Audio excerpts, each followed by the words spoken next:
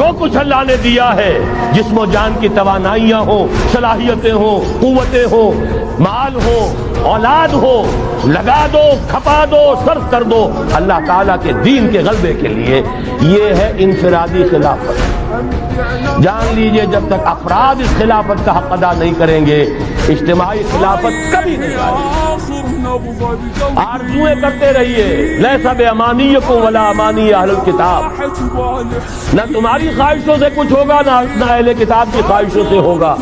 انہوں نے بھی کیا ہے تو بڑے پاپڑ بیل کر کیا ہے جو کچھ کیا ہے، اور تمہیں بھی کرنا ہوگا تو بڑی طاقت صرف کر کے اور محنت کر کے قربانیاں دے کر کرنا ہوگا۔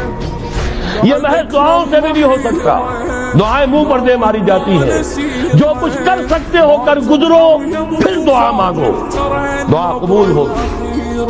اگر یہ نہیں ہے تو دعا منہ پر دے ماری جاتی ہے۔